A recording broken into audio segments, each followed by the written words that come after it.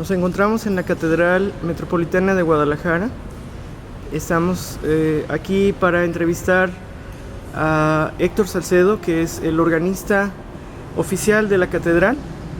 Muy buenos días, Héctor, ¿cómo estás? Hola, ¿qué tal? Buenos días, bienvenidos a la catedral. Gracias, cuéntanos tu historia, dinos cómo es que llegaste aquí, qué te impulsó, qué viste en la música que te gustó. Mira, ¿y a qué edad? Yo empecé jugando, o sea, a los 8 años me metí en esto, o sea, llegué al coro ahí en mi pueblo, Ocotlán, Jalisco, y pues al ver al maestro Wilfredo Íñiguez ahí, cómo partía la clase, cómo a él le apasionaba la música, fue lo que me llamó la atención, y desde entonces dejé los juegos y me dediqué a estudiar la música hasta llegar, bueno, ahora. A muy corta edad, ¿y por qué escuelas pasaste o por qué maestros? Mira, empecé ahí en Ocotlán con el maestro Wilfredo Íñiguez, que en paz descanse. Después, ya a los 18 años, me vine aquí a la Escuela Superior de Música Sagrada de Guadalajara, donde ahí obtuve la licenciatura en canto gregoriano y el bachillerato en composición, con el maestro Domingo Lobato, con la maestra Leonor Montijo, bueno, y entre varios, la madre Cecilia Langarica. Después, la arquidiócesis me concede una beca para profundizar mis estudios y me manda a Roma a estudiar el magisterio en composición y, bueno, también la licenciatura en órgano. Aparte, bueno, también yo me hice un posgrado en improvisación y música contemporánea. Qué interesante, ¿en qué escuela en Roma? En el Pontificio Instituto de Música Sacra. Wow, y entonces regresaste a Guadalajara. Sí, tengo ya 2 años que regresé a Guadalajara y bueno, poco a poco dándome cuenta del nivel que tenemos organístico aquí en México, por desgracia, empecé a hacer, bueno, hicimos una asociación que se llama Francisco Godínez Morales, que es precisamente primero para promocionar la cultura organística y pues también la conservación de estos instrumentos, ¿no? La difusión, inclusive ojalá y algún día lleguemos a tener más de este tipo de instrumentos, que es el instrumento litúrgico por excelencia, aparte de ser también un instrumento de concierto, no nada más para las celebraciones. Claro, y cuéntanos, ¿qué importancia tiene un órgano en una catedral? Mira, tan es así que un órgano se inspira inclusive en la Biblia para los instrumentos, es decir, por ejemplo, tenemos las trompeta apocalíptica de existe, o sea, las bombaras, todo, o sea, que todo va relacionado también con la Biblia, ¿no? Siempre maneja inclusive la voz celeste, o sea, que también, pues... Para darle más... Sí, para darle más realce a la Eucaristía, ¿no? La celebración. Obviamente te digo, eso es dentro de la Eucaristía, también fuera, pues, es un órgano, es un instrumento sinfónico que sirve para dar conciertos precisamente. Wow. Y me comentabas que estás organizando un curso. Este curso es muy particular, muy especial porque no hay este tipo de curso en el país.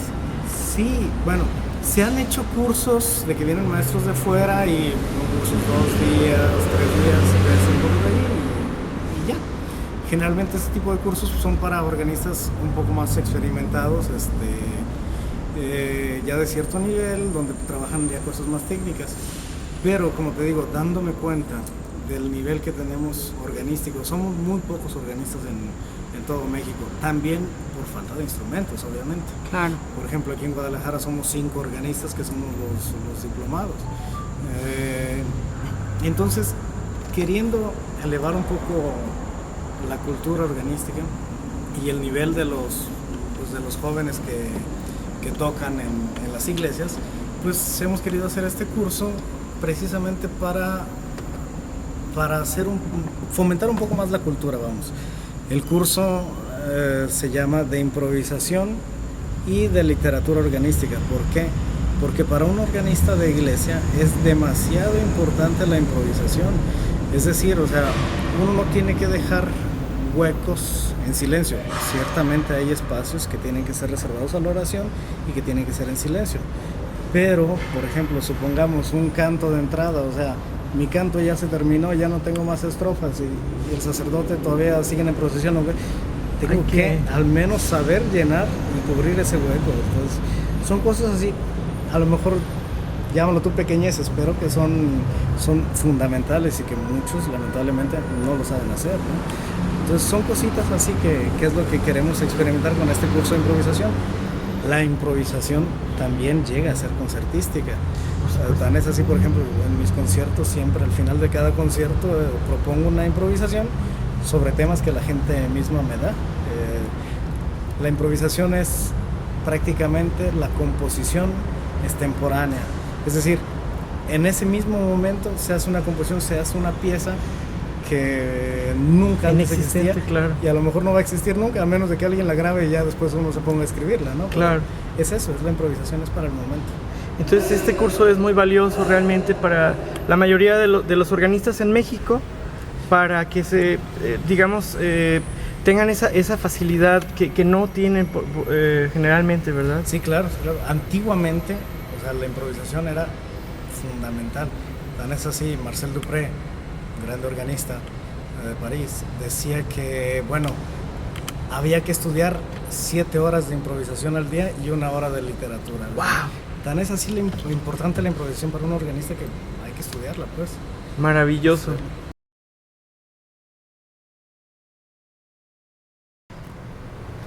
No existen 2 órganos iguales en el mundo, 2 órganos tubulares me refiero.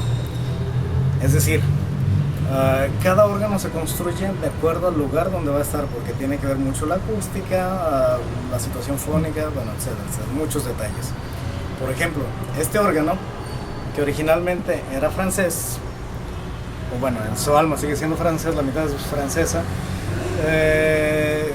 cuando lo pusieron era totalmente mecánico, bueno, tenía otra consola, es decir, otros teclados. Después vino Alemania, hizo modificaciones, puso otra consola. Después vino Italia también, agrandó más el instrumento y le dejó la consola que es la que tenemos actualmente. Entonces, un órgano así, híbrido, francés, alemán, italiano, es difícil que lo encontremos, no digamos en México, en todo el mundo. Entonces, la sonoridad es muy particular, por eso hay que ir a visitar los distintos órganos, porque no hay 2 en el mundo iguales.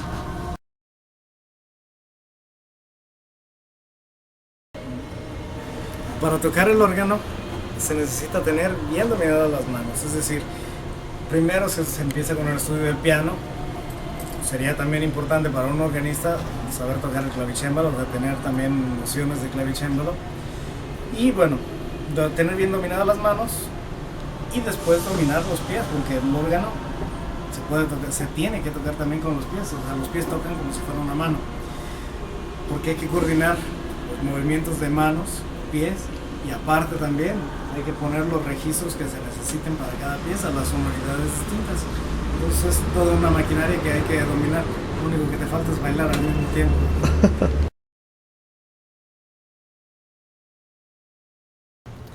Existían registros que, bueno, se fueron inspirando también a cómo iba la humanidad. Por ejemplo, la bombarda, que era un cañón que servía para espantar al enemigo. En sí el daño era el ruido que hacía. Y bueno, el órgano se inspiró también a este cañón para hacer la bombarda. Es esta. Y ese es el sonido de la bombarda.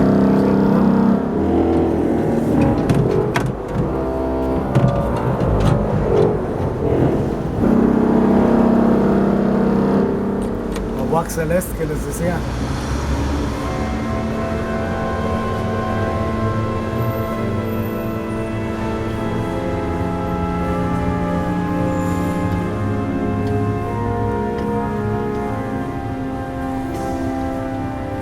Tenemos un clarinete también.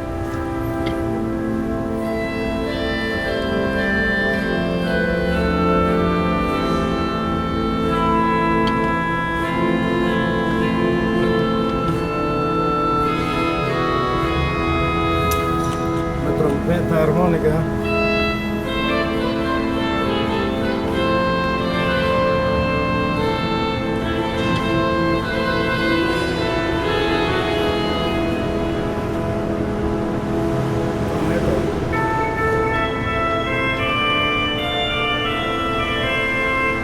Un coro de violas.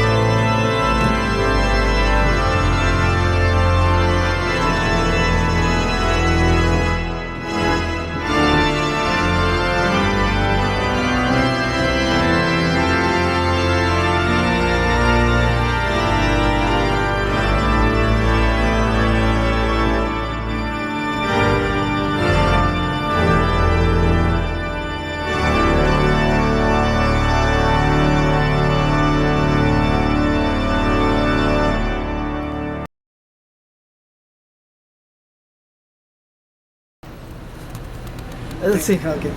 Cuando tocas una pieza de órgano, tienes que transportarte a la época en que fue escrita, saber qué tipo de órgano es el que tenía el compositor, para después llegar y hacer la registración más o menos como el compositor la concibió o como la escuchó.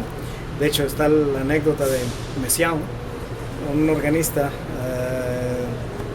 de la iglesia de la Trinidad, ahí en París.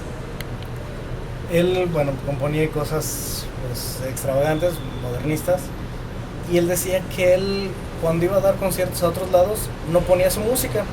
Y le preguntaban que por qué. Dice, no, es que poner mi música en otro órgano sería demasiado difícil para mí buscar toda la sonoridad que yo aprecio en el órgano que tengo en mi iglesia, ¿no? Claro. Entonces, pues, es difícil. Entonces, más o menos hay que tratar de buscar que se iguale a lo que quería el compositor. Por eso hay que saber también un poco de historia, hay que pues, empezar a estudiar demasiadas cosas.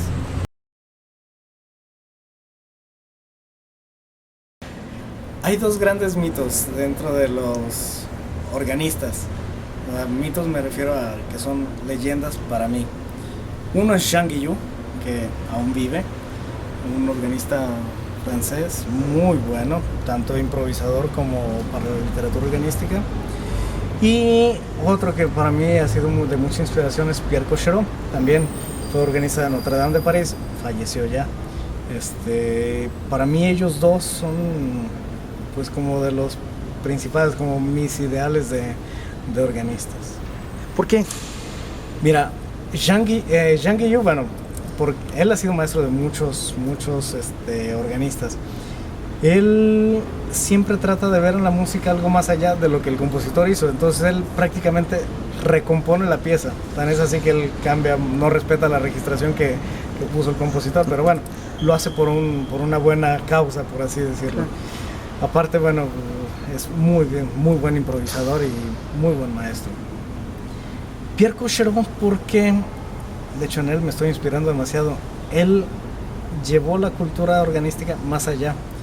Él tenía, pues, construyeron para él un órgano pequeñito portativo, que él lo ponía atrás en su Cadillac. Wow. Y se lo llevaba a dar conciertos por toda Francia. Y muchos conciertos eran improvisados, pura improvisación, sobre temas que a la gente le gustaban. Entonces, él hizo que el órgano fuera llamativo para cualquier gente, o sea, inclusive hasta para los que no sabían nada de música o cualquier cosa así. O sea, a ver, le decían, tócame esta, y él empezaba y hacía improvisaciones sobre ese tema. Es más, por poner un ejemplo, ¿no? Hasta de la cucaracha, vamos. O sea, y hacía toda una sinfonía sobre eso, hacía una fuga sobre los temas. Entonces, a la gente le gustaba y era todo un espectáculo verlo tocar, así, escucharlo. Ahora, lamentablemente, Pierre Cochereau dejó escritas solo 3 piezas. Él era improvisador, más que nada. Las 3 piezas que dejó escritas no son precisamente como él improvisaba, o sea, son demasiado complicadas inclusive para que la misma gente lo pueda asimilar, ¿no? Que no son tan accesibles para toda la gente. Pero las improvisaciones sí, y fue lo que llamó mucho la atención. Entonces me gusta la idea esta de ojalá yo tuviera también un órgano y poder llevármelo a todos los lugares para dar a conocer la música organística, vamos, y bueno, hacerlo más llegado a la gente, ¿no? Lamentablemente, pues el órgano de la catedral no es que se pueda creo mover. que no, ni en un bocho.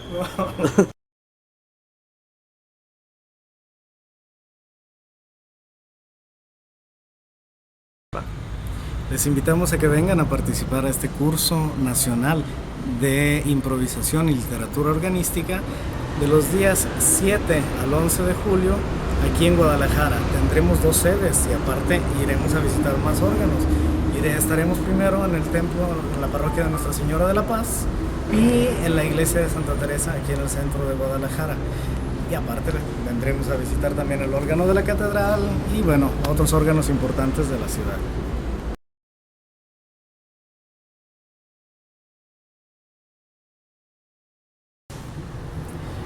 Bueno, tendremos este curso que será obviamente para organistas o para personas que les interese estudiar órgano. Pero también tenemos para la demás gente, como decía, queremos también fomentar la cultura organística. Entonces, día a día de este curso tendremos conciertos en distintos templos, no solo de órganos, sino también de coros. El primer día, bueno, tendré concierto yo aquí en Catedral a las 8 de la noche. Antes, a las 7:30, habrá una ponencia que la tendrá el licenciado Eduardo Escoto. El martes haremos concierto en el Templo de Nuestra Señora del Carmen, concierto de coro. El miércoles hará concierto aquí en Santa Teresa con el organista titular de ahí, de la iglesia de Santa Teresa, Ernesto García Preciado. El jueves tendremos concierto nuevamente aquí en Catedral con el Colegio de Infantes, el que dirige el maestro Aurelio Martínez Perón. Y el viernes tendrán concierto en la parroquia de Nuestra Señora de la Paz los mismos participantes a este curso. Así es que los esperamos.